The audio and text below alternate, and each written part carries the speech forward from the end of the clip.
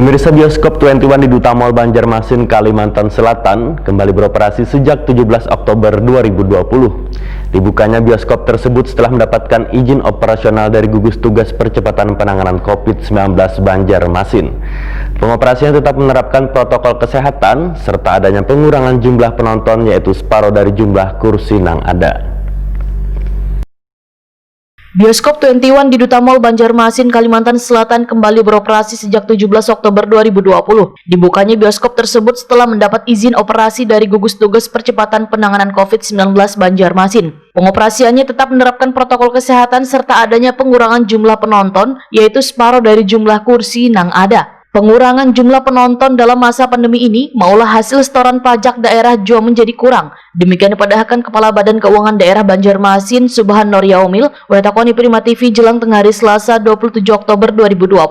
Hasil setoran pajak dari 21 pun, ujar Subhan Nur Yaumil, akan dilakukan mulai bulan depan. Kemudian nantinya akan diketahui berapa jumlah pengunjung bioskop 21 sejak kembali dibuka. Dari hasil pemantauan di lapangan, ujar Subhan Nur Yaumil, jumlah pengunjung bioskop 21 masih belum ada peningkatan. Sehingga untuk pembayaran pajak pun masih menunggu laporan dari pihak terkait untuk mengetahui tingkat kunjungan dalam sebulanan ini.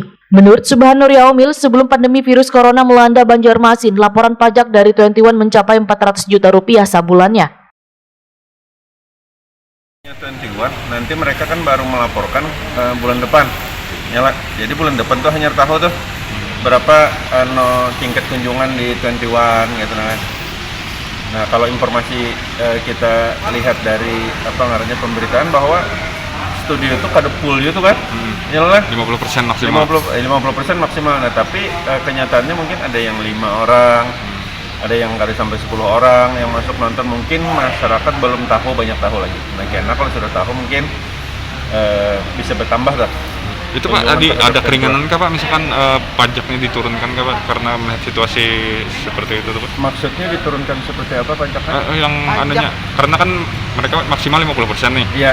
Pajak. Di luar normal kan, kalau normal mereka 100%, ya, apakah ada penurunan?